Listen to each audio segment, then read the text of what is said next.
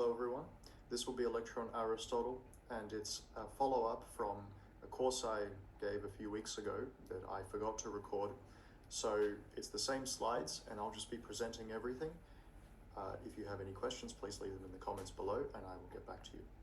So this is for anyone who wanted to revise that, or if you're watching it again, I hope you find this informative. So let's get into it. Let's start with Aristotle's basic biographical details. He was born in 384 BC in Stagira, Greece, and his father was the physician to the king of Macedon. So he was educated early on in biology and medicine. Now, he spent some time in various courts following the death of his parents at the age of 13, where he was raised by a number of prominent guardians. And at the age of 17, he moved to Athens to study at Plato's academy, where he would remain for 20 years. That is a statue you see there on the slide for those of you watching. That is called Young Aristotle. I'm not quite sure who carved it, but I thought it was a very aesthetic statue. So he left the academy in 348 BC following Plato's death. So he studied under Plato for 20 years. Plato died, Aristotle left. What did he do when he left the academy around the age of, I suppose, 37 or 38? Well, after leaving the academy, Aristotle traveled Asia and spent 2 years on the island of Lesbos researching marine biology. During this time, he made profound biological discoveries. He, in effect, founded the whole science of biology and began systematically classifying and separating out the species. So he also identified the very basic requirements of biological life: nutrition, growth, and reproduction. Now, this is one of the lesser-known contributions Aristotle made, and he was such a genius and universal intellectual that his passion spanned everything that we would now call the sciences. But of course, then it was all just considered philosophy. Anything to do with the nature of reality was all just one subject. It was all philosophy. So if you were an intellectual of any kind, you were a philosopher. And Aristotle made his greatest contributions outside of philosophy to biology. And he was quite right about most things he said in biology, because he didn't really make claims that we would now consider scientific. He made claims on the epistemology of biology. So he, for example, said, how would we even approach defining a concept such as life? How would we approach defining a species? But he did make some observations that we would consider scientific now, and many of them were quite right. For instance, he did notice that the number of eggs an animal lays seems to be inversely proportionate to the size of the animal, which is correct, and I believe there's only a few exceptions to that rule. So, in effect, he founded biology. He also made some contributions to physics and mathematics and other fields that we would now consider sciences, and unfortunately in those fields he got a lot wrong. For instance, he thought that an object falls proportionately to the rate at which an object falls is proportionate to its weight and inversely proportionate to the density of the fluid it's falling in. Now, you can understand how he would arrive at that thought. For instance, if you drop a metal ball in air, it will fall faster than if you drop it in water. So there you have the density of the fluid as a factor. But he did make that mistake about weight, and didn't, of course, have any concept like air resistance or water resistance or anything like that. So in physics, we can't credit him with being correct, but I think if we pay attention to his biology and his contributions there, that would be very impressive. And remember, these are just his peripheral achievements. Mainly, he was a philosopher, and we'll get to that in a few minutes. Now, after this few years that he spent specializing in biology, and particularly marine biology, he was then invited to become the private tutor to a young man who would grow up to be Alexander the Great. He also tutored in this period subsequent kings, namely Ptolemy and Cassander. If you've ever heard of the Ptolemaic system preceded the heliocentric system. It was a system of astronomy which proposed that the Earth is at the center and the sun goes around the Earth, and the moon goes around the Earth as well in a particular, quite complicated way. Of course, this is incorrect, and it was later superseded by the heliocentric system, defended by thinkers like Copernicus and Galileo. But Ptolemy was a great intellectual, and he was tutored by Aristotle, as was Alexander the Great. Now, that's a depiction there of Aristotle on the right, holding up his arm, and Alexander, the young Alexander, effectively a teenager there, listening to him. So there is actually evidence that I found while researching this that potentially Aristotle encouraged Alexander's expansionist ambitions, his ambitions to take over the world, in effect, which he succeeded in doing throughout his life. So here's a quote from Aristotle. Quote, "Be a leader to the Greeks and a despot to the barbarians. Look after the former as after friends and relatives, and deal with the latter as with beasts or plants." Now, Aristotle was very judgmental of non-Greeks, but I don't think this was anything we would consider racism. It was, if you had to put an ism to it, it would be a culture-ism. He believed, and to some extent was absolutely correct in believing, that the Greeks were, as a culture, far more advanced than anybody around them. And barbarians were effectively uncivilized groups. They didn't have a proper civilization. They were warring tribes who occasionally attacked Greece. So they didn't have any of the intellectual achievements that the Greeks had. They didn't have the society or the culture or the democracy or anything like that that the Greeks had. And Aristotle saw no issue with, in effect, subjugating these people. Now, I'm obviously not defending that, but that is Aristotle's view. Let's continue with his biography. Opens the Lyceum in 335 BC, around then. So he is now directly competing with Plato's Academy. Now, this is already after Plato's death, but Plato's Academy was then run by Plato's successors, and Aristotle goes back, opens his own school. By this point, he had already developed his own philosophy and began disagreeing with Plato, and he began to teach in direct competition. And throughout this 12-year period, from approximately 335 to 323 BC, Aristotle wrote the majority of his texts while he was teaching at the Lyceum. Now, unlike Plato, whose work survived almost in its entirety, we only have about 20% of everything that Aristotle wrote, but this still fills volumes. So the surviving works include the Metaphysics, which I have here with me, the Nicomachean Ethics, the Politics, which is on my bookshelf, Physics on the Soul, Poetics, and the Art of Rhetoric, which I also have, and a few others. So what's interesting about Aristotle is that none of the works that were intended for public dissemination survived. The only works that survived were esoteric, meaning they were for internal use only, in effect, and they were just lecture notes for his own students. And this can make Aristotle's work quite difficult to read. So if you're struggling to read Aristotle and to understand him, don't worry, it's not Aristotle's fault, and it's not your fault. It's just the way history worked out. So following Alexander's death in 323 BC, Aristotle was forced to flee Athens or face punishment. And there was anti-Macedonian sentiment effectively brewing in Athens at this time. So, referencing what had happened to Socrates was executed 2 generations before Aristotle. Aristotle said, quote, "I will not allow the Athenians to sin twice against philosophy," meaning he won't allow the Athenians to put him to death the same way they put Socrates to death. So he fled, and he died the next year at the age of 62. So now let's focus on the actual substance of Aristotle's philosophy.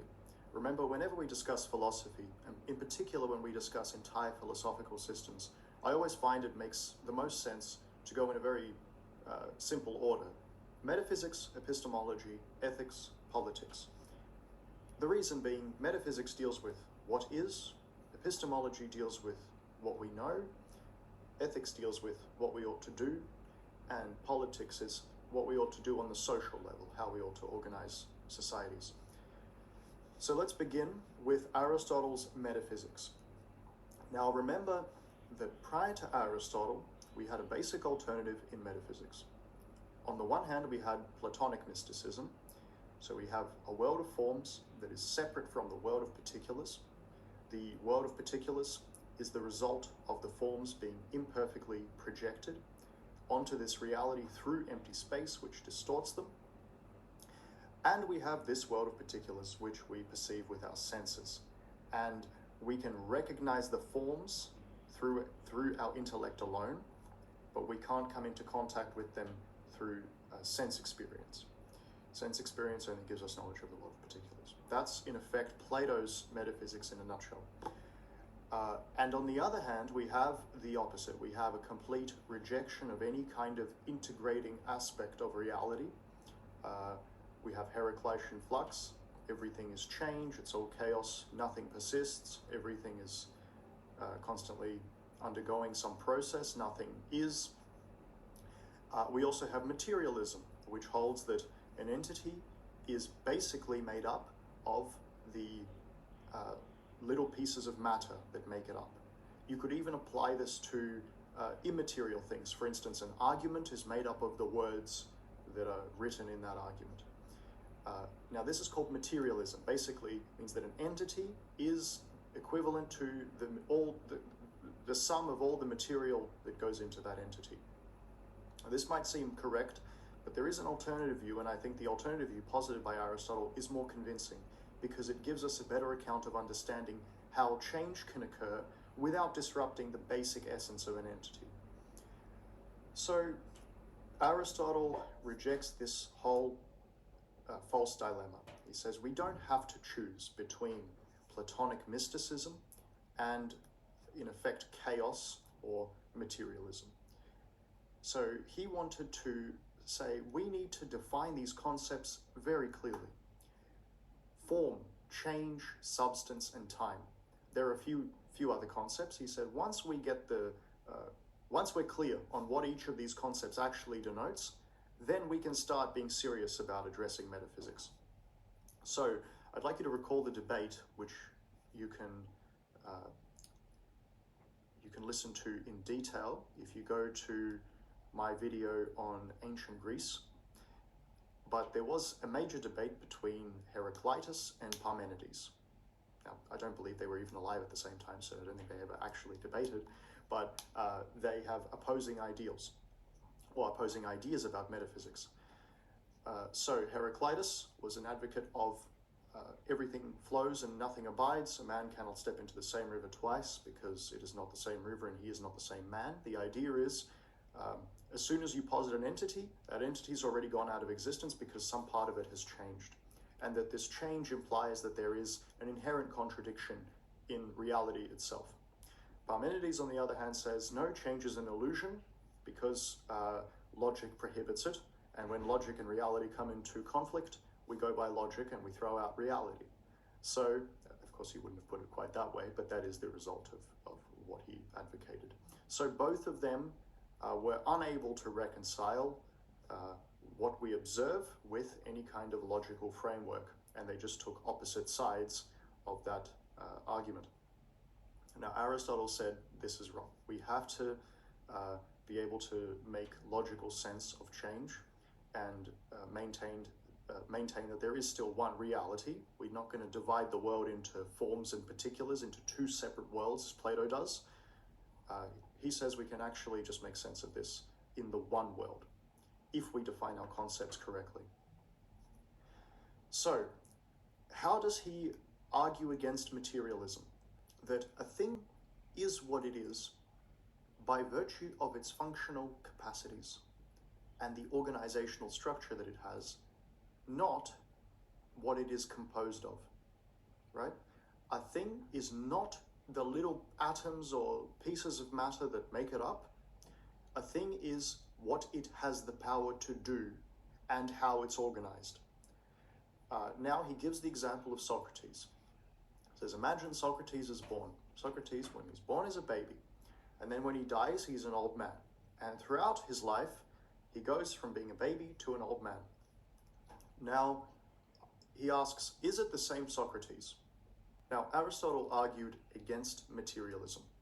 He held that a thing is what it is, not because of the little pieces of matter that make it up, but because of the functions it can perform and the structure, the organizational structure that it has.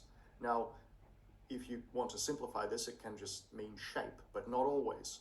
For instance, if you're talking about a completely inanimate object like a statue, it would be right to say that the form of the statue, now I'm not using the word form the way Plato uses it, I'm using it the way Aristotle uses it. Form in this case basically just means shape. The shape of a statue is what makes it a statue. If you, let's say, were able to remove a small piece of marble from that statue from the center, so it wasn't visible from the outside, Aristotle would say you haven't changed the essence of the statue at all. Perhaps even if you took a small chunk of that statue out, but it was still clearly mostly what it was before, the essence wouldn't be disrupted, even though the material has changed. And this, one example you could use would be the ship of Theseus, I believe. The idea is you have a ship that's made of 100 pieces of wood. Every day you change one piece of wood, and then after 100 days, do you have a different ship or not? Now, Aristotle would argue, no, you don't have a different ship, you have the same ship, because it still performs the same functions, it's still organized the same way, and the specific pieces of wood that make up the ship are actually irrelevant, unless you're interested in the material. So that's the distinction between what a materialist would say and what Aristotle would say. So it's the form, not the Platonic form, the Aristotelian form, the organizational structure that gives a thing identity. Now, moving on to another point, Aristotle also argued that the world had no beginning. Existence always existed because it couldn't be otherwise. If you have nothing, you can't create something out of nothing. And this is, of course, commensurate with our current understanding of the preservation of matter and the preservation of energy. So he also, of course, rejects the Platonic world of forms. He says only particulars exist. Forms do not exist outside or beyond particulars, and this theory is called imminent realism. Imminent because he says that a form can exist within a particular, but not outside of it. So the distinction is, let's say you have two dogs. Aristotle would say, yes, both have a certain form of dog in them. But Plato would say, not only do they both have a form of the dog, but the form of the dog exists independently of either of those dogs. Now, Aristotle would say, no, if there were no such thing as dogs, an unfortunate world that would be, but if there were no such thing as dogs, there would be no form of the dog. So that's the crucial distinction. There is no world of forms anywhere outside or beyond the particulars that have those forms. Another concept that's important to understand is the distinction between form and matter. We discussed this just now in the ship of Theseus and in the example of Socrates. Socrates does change in terms of the material that makes up his body from being a baby to being an old man. This changes many times. I believe the current understanding is that all the cells in your body change every 7 years or so. So every 7 years, you're materially a completely different entity, but yet you're the same person. And that is because, according to Aristotle, it's not the atoms that make you you, it's your way of functioning and the way that you're organized. As long as the organization remains fundamentally the same, you're still you. Of course, the exact organization does change throughout one's life, but mainly it's certain changes that are non-essential, right? the essence of Socrates is that he is a philosopher, a wise philosopher, that he has certain ideas, that he has a certain way of communicating and speaking. And perhaps Aristotle would have attributed these qualities to an unchanging soul.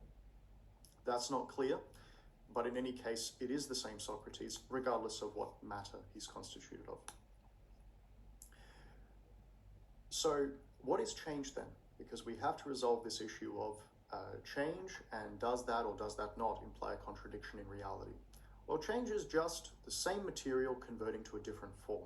If you think of chemistry, you have, let us say, potassium chlorate and oxygen that will burn. If you introduce heat, it will burn in oxygen, which will create, I assume, potassium chloride and water vapor and something else. Carbon dioxide, perhaps. Not exactly sure.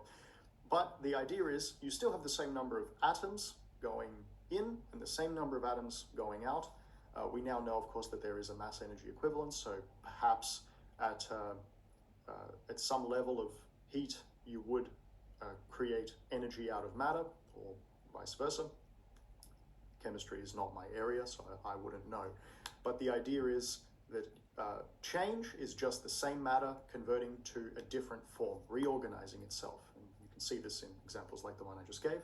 Or it's the same form now being comprised of different matter. That's the example of Socrates. Same Socrates, different atoms constituting his body. Now, there are 4 causes, and this is very important in Aristotle's epistemology. So we'll actually get to the 4 causes very shortly.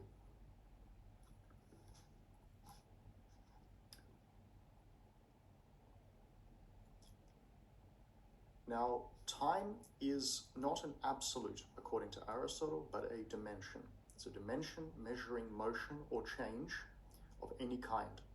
So time is motion through, and motion must be through space, and that's the dimension of time, according to Aristotle. Very simple point, but just thought it would be best to clarify that. All right, so what are these 4 causes? We have material cause, formal cause, efficient cause, and final cause. So whenever you ask a why of any kind, when you're inquiring about the cause of something coming into being or being a certain way, Aristotle says you can actually give 4 answers to that question, depending from which perspective you're asking. I'll use myself as an example, and then I'll use the statue as an example. Let's say you ask me, Maxim, why are you here making this video? Now, I can interpret that in 4 ways, according to Aristotle. One thing I could say is, I'm here because my body exists. So I'm here because the physical matter required for me to be here is present. That would be the material cause. Sometimes the causes are referred to as be causes. So because I have the material. Now the formal cause is I'm here doing this because I'm able to speak and able to think and so on, and I have the basic functional capacities, and my laptop is able to record me. So I talk about the structure in which everything is organized. The efficient cause is the process by which I got here. I'm here because I prepared to deliver this lecture, and now I'm sitting here delivering it. So it's the process by which I got there. But generally when people ask why in a human context, they want to know the purpose, the sake, the reason why I'm here for the sake of some other thing. And that's called the final cause. And the final cause is that for the sake of which something happens. So that for the sake of which I'm currently teaching is because I'm interested in the subject and I want to share my knowledge with you. So that would be the final cause. So if we ask the same questions of a statue, in this case a statue of Aristotle we see here, and you ask, why is this statue here? The material answer is, the statue is here because the marble in the statue exists. The formal cause would be because it has a certain shape and organizational structure. That's what makes it a statue. The efficient cause is the process by which that statue got there. So it's there because someone carved it, because a sculptor carved it. And the final cause is, why did we do any of this? Why was the process done? And that is because it serves an aesthetic purpose. Now, it's important to clarify here that the final cause applies not only to issues of human choice. According to Aristotle, a final cause is inherent even in something like a tree growing. So when Aristotle thinks of potential, he thinks of, Aristotle makes an important distinction between the actual and the potential. So the actual is what actually is, and the potential is what something has the ability to become if certain conditions are met. And Aristotle holds that, let's say you have an acorn. That acorn is actually, in effect, striving to become a fully mature oak tree. Of course, he's not saying that the acorn is conscious or anything like that. He basically holds that built in to this acorn is a certain potential, and that this acorn will do what is within its ability to do as a living organism to grow into this fully mature oak tree, and that is the final cause. So the final cause is that for the sake of which the acorn would act. So when you plant it, it springs roots, it takes in water, takes in nutrients, eventually it starts taking in sunlight as little leaves sprout out, and if all the proper conditions are met, then it will grow into a tree. So it's as if that acorn is growing for the sake of becoming that fully mature oak tree. So just to clarify, he's not saying that the acorn has this goal in mind. Of course, acorns don't have minds, but there is this potential, and everything works towards its own highest potential, and it reaches it if the proper conditions are present. If the proper conditions aren't present, well, then at some stage in its development, the acorn, or whatever stage it gets to, will perish. Now, it's important to distinguish essential from accidental properties in order to understand change. So, change occurs when the essence of a thing is preserved, but some of its accidental properties are not. Some of its accidental properties change. You can also have change when the essence of something changes, but then it's a different thing after the change than it was before.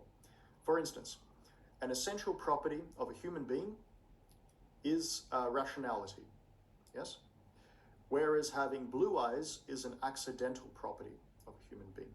So if somehow it were possible to take a pill that would change your eye color, and someone took it, you wouldn't say that they are a different person. You wouldn't say that they are somehow a different entity after taking this pill.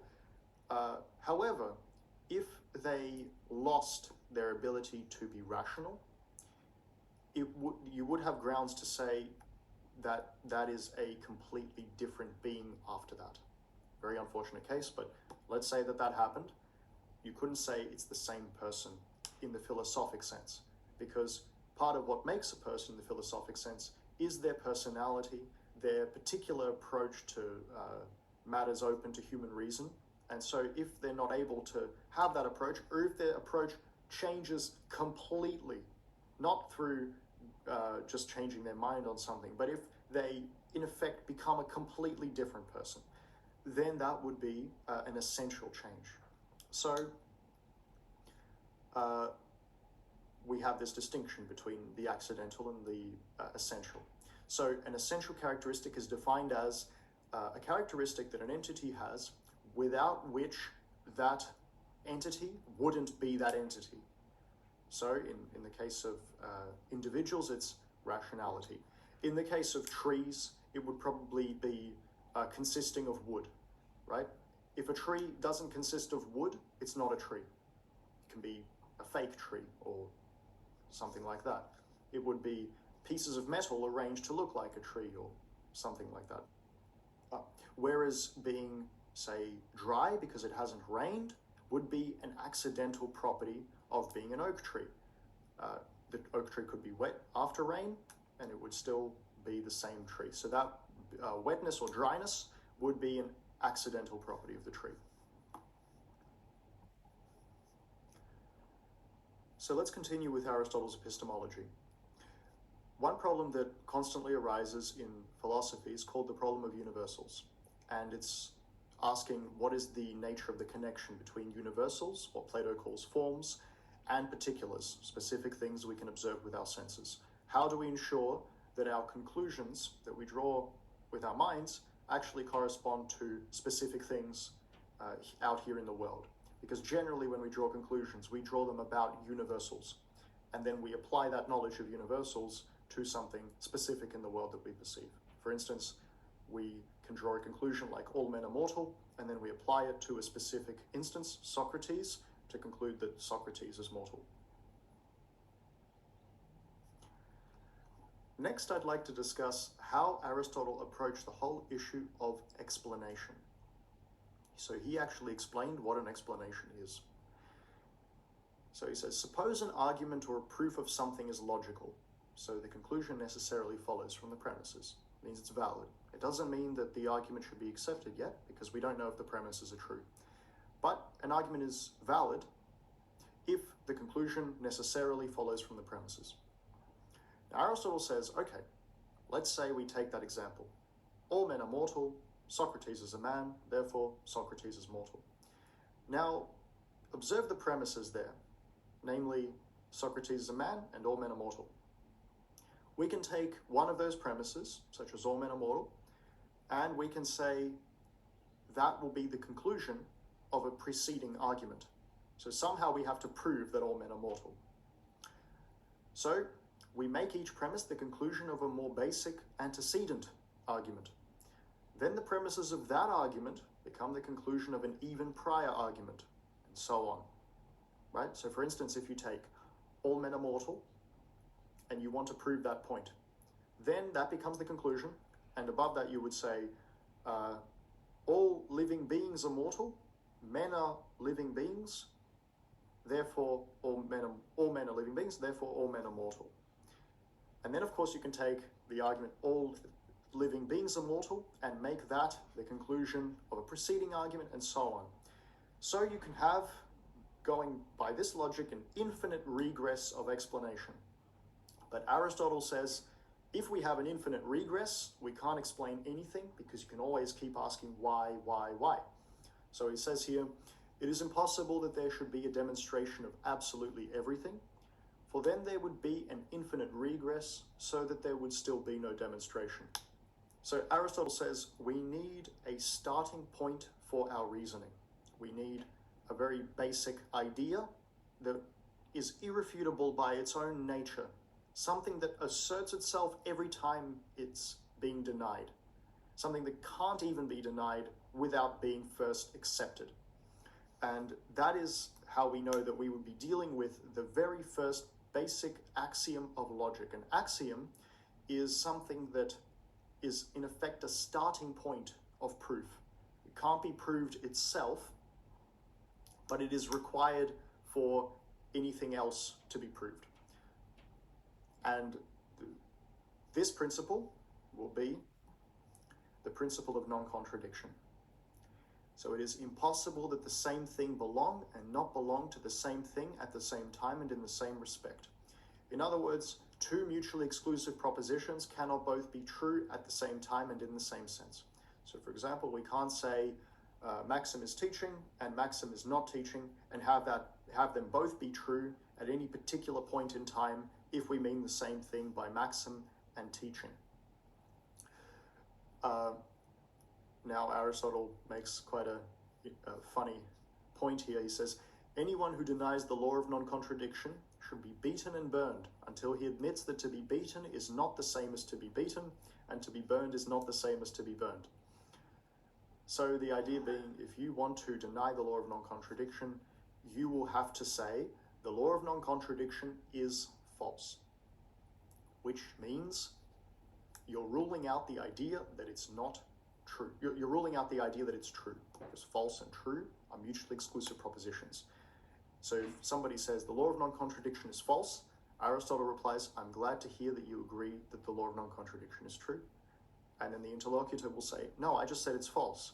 He says, well, I'm glad that it's true, because after all, if you deny the law of non-contradiction, it can be both true and false at the same time. And so that's how we know that we're dealing with an axiom. every time you try to deny it, it just proves itself again. And for those of you wondering, who are watching online, why I put cake in this slide, it's because this principle of non-contradiction is often summarized in popular language with the phrase, "You can't have your cake and eat it too." Now, what does Aristotle say on the topic of definition? So he actually defined what a definition is. This is characteristic of Aristotle. He takes some of our most basic ideas and he actually defines them in ways that we've never thought about. So I'd like you to think about a dictionary and imagine you're going through a dictionary and you're reading the definitions of various words. Try to figure out, what do all these definitions have in common? How do they approach the whole issue of defining something? Is it a case-by-case basis, or do they all seem to have some particular approach? Well, Aristotle actually explained this approach. And he pointed out that a definition is not the same thing as a concept that it describes. Because remember, a concept is the sum total of all the characteristics of all the specific things that fall under that concept. So let's say you take a concept like human being, right? Now, that includes a great many characteristics. It includes having not only reason, it includes having a body, and a body with a certain shape, generally speaking, generally 2 arms, 2 legs, a head, effectively like an upright version of an ape, less hair than an ape, and so on, and you can just keep going through all the various characteristics that a human being as a concept has. So of course you're not putting in anything that would not apply to all human beings. For instance, you wouldn't say a human being is a man or a woman because you have both male and female human beings. But it would be appropriate to say a human being generally in their normal state has 2 arms and 2 legs and so on. Now, of course, a definition doesn't put all of this in a sort of encyclopedic way and say a human being has all of these characteristics or most of them, because that wouldn't be very helpful and it would be a very long definition. A definition is really just a tool for utility. It's just used so that we can all be talking about the same thing when we use language. So we're not trying to describe the entirety of a concept when we define it. All we're trying to do is to set that concept apart from any other concept using the fewest number of words. So you have 2 aspects to a definition, the genus and the differentia. The genus is the broader category to which that specific thing belongs. So for example, if you take human being, or in this case, man, as the Greeks used to say, if you take human being, that is, as a broader category, an animal. It's a type of animal. So the genus is animal. And the differentia is the second aspect of every definition, and that is the most basic most basic characteristic that entity has, which distinguishes it from all the other entities that also fit into the same genus. So it's a 2-pronged approach. First you say, what's the basic thing this is? Basically, a human being is an animal. And then you say, what's the thing that sets human being apart from all other animals? And in the case of human being, it's not that we have hair, because many animals have hair. It's not that we have eyes. Many animals have eyes. It's the fact that we have a certain ability to reason, which is unique to us. And that's why man is defined as the rational animal. So it goes in this sort of differentia and genus. Or you could say the animal that is rational, which would be genus and then differentia. So that is how we approach the whole concept of definition according to Aristotle. If you just want to take away a very basic point, it's that every definition has a genus and a differentia. And if you can properly identify the genus and the differentia of an entity, you will have no problem defining it. So for example, if I had to define the sun, I would define it as the star around which the Earth rotates, right? Or the Earth orbits.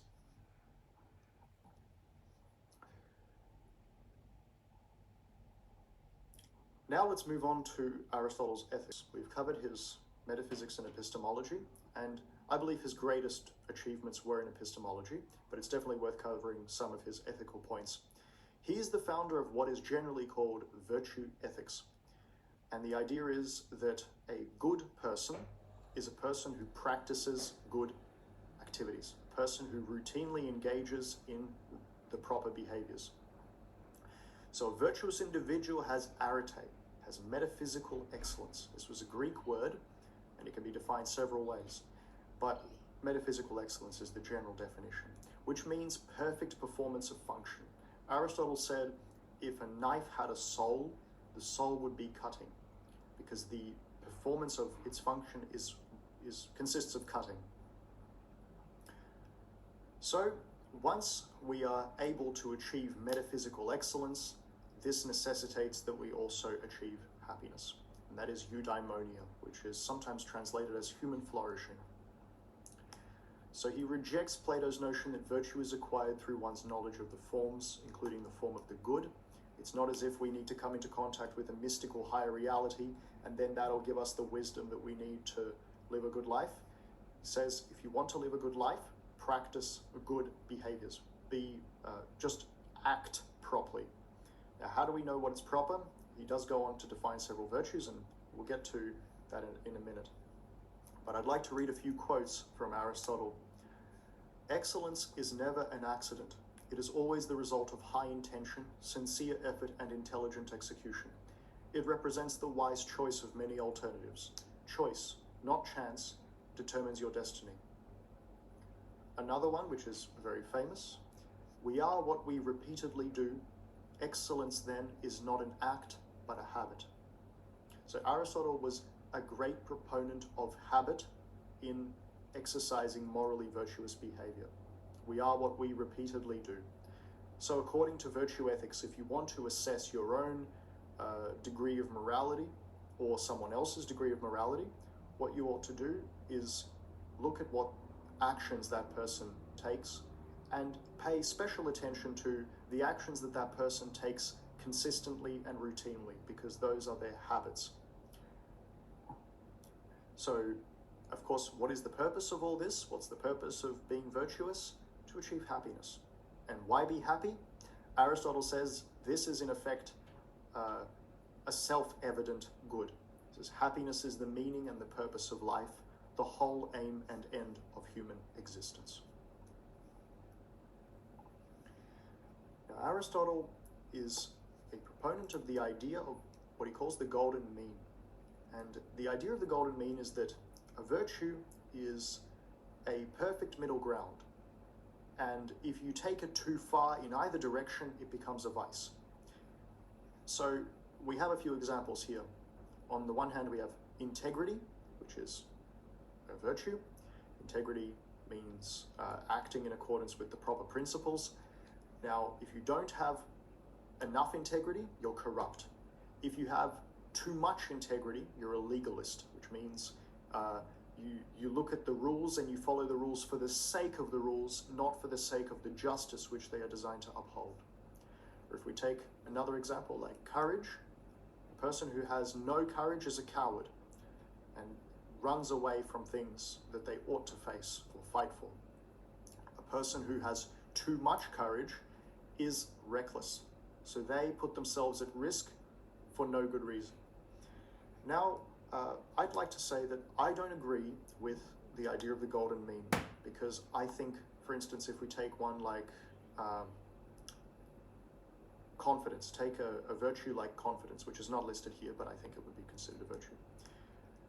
Confidence means being realistic about your own abilities and having the willingness to pursue that which you have rationally concluded you're capable of doing, and knowing that you're capable of that, but also knowing what your limits are and working to address those limits. Now that of course overlaps with a few other virtues, but roughly speaking, that is how I would identify the virtue of confidence. Now, Aristotle would say, if we go into the deficit, we have a deficit of confidence, that would be something like what we call low self-esteem. And if we have an excess of confidence, that would be what we call narcissism.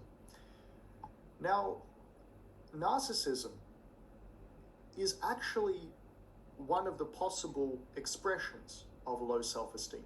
So the narcissist and the person with a very apparently low sense of self-esteem, who's always saying, oh, I can't do it, even if they can, those two have more in common than a person who is genuinely confident. Because a person who is genuinely confident has reality on their side. They know what they're capable of, and they know what they're not capable of, and they don't need to prove anything to anybody. That's what confidence is. What we would call low self-esteem and what we would call narcissism are actually just two ways of expressing the same problem, because neither of those individuals, neither with the so-called deficit or the so-called excess, is confident. I hope that makes sense, and I hope that makes sense as to why I personally disagree with Aristotle's idea of the golden mean, and why I insist that his best contributions were to epistemology and not ethics. If you disagree, please leave your thoughts in the comments. I'd be very interested to discuss this issue. Now, I won't focus too much on Aristotle's politics, but I would like to cover a few ideas. It is worth noting that Aristotle points out that the whole point of the ideal state is to achieve happiness for individuals.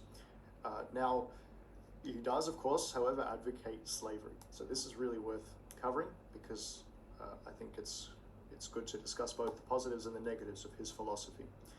Now, he is careful to distinguish between those who were slaves by law and convention. I believe 20% of the Athenian population at this time was slaves. And of course, they had no rights at all. In fact, the concept of rights was virtually absent from ancient Greece. But insofar as we understand rights now, obviously slaves did not have them. They weren't able to vote. They were owned by their masters.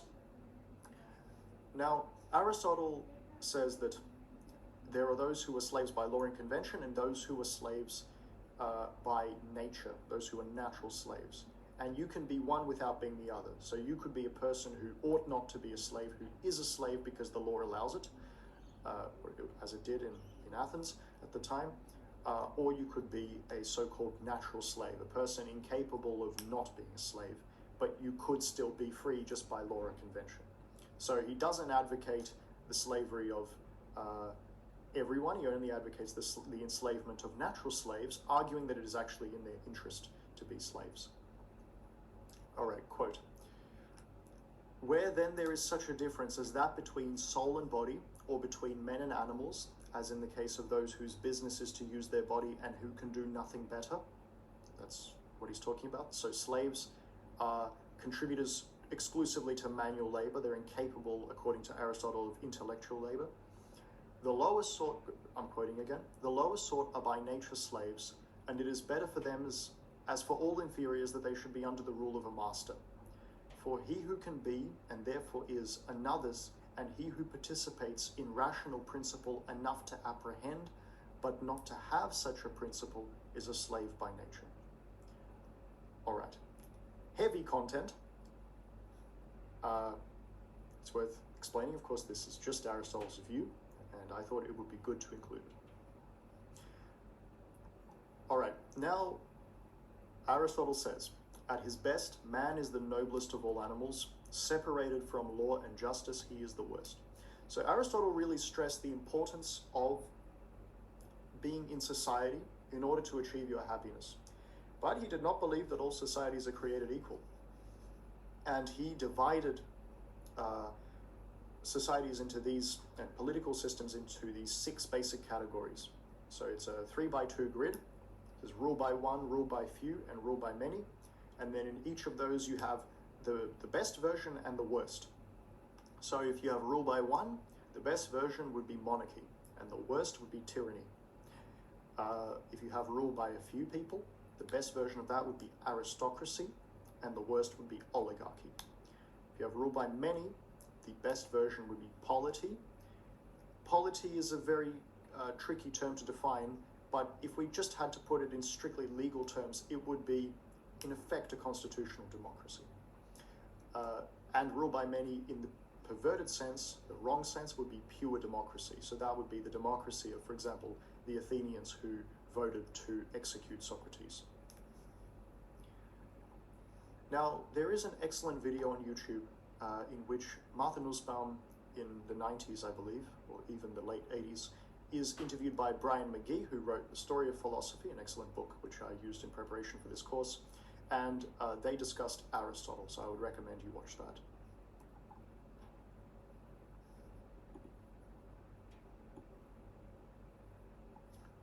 Normally we would have questions at this point, but of course I'm presenting alone, so please leave any questions you have in the comments. Now, just a few other concepts that Aristotle has. Aristotle says that there are several different kinds of knowledge and levels of knowledge. So we have Gnosis, which is the broadest kind of knowledge, and this is a knowledge possessed not just by humans and not just by animals, but even by plants. So any living organism has some form of Gnosis, and you could really just equate this with sensation. So say the plant that turns its leaf to face the sun, that is a form of Gnosis because it knows to do so. It's not as if the plant is conscious, but it is reacting to sensation. So Gnosis is the broadest kind of knowledge of any kind. It's really just the body coming into contact with reality. Body of human, animal, or plant. Now, beyond this, we also have a middle stage, which I haven't mentioned here on the slide. Before Episteme, there is a middle stage, which is a knowledge of, you could say, that's. So a knowledge that something is the case conceptually. For example, knowledge that, I'll use the example of a patient and a doctor. So the patient has a knowledge that they are sick, but they don't know why. They know only that, their throat hurts, but they don't know the causes of it.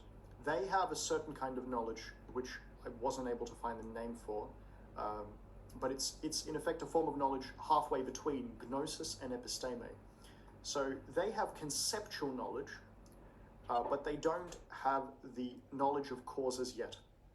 Now, what the scientist has, or in this case the doctor has, is a knowledge of the causes. They have episteme. That's, of course, the root word of epistemology. So they understand, for instance, the patient goes to the doctor. The patient knows that they are sick, but they don't know why. The doctor runs a few tests and identifies that there is, for example, bacteria in the lungs, which is causing the infection. Have episteme, the doctor would have to know three things. They would have to know that there is, let's say, bacteria in the lungs. They would have to know that the bacteria in the lungs is the cause of the symptoms, and they would have to know that it's not something else. So you have to know the cause, you have to know that the cause is the cause, and that it could not be otherwise. And if you know those things, then you have episteme. There is also techne, which is the knowledge of an art form. So, for example, a good cook has techne. They understand some basic principles about, or even quite complicated principles about how different flavors combine and how heat affects something and how salt affects something else. That would all be techne. Now, Aristotle holds that the highest form of episteme is philosophy. So, and the reason being is philosophy is supremely useless.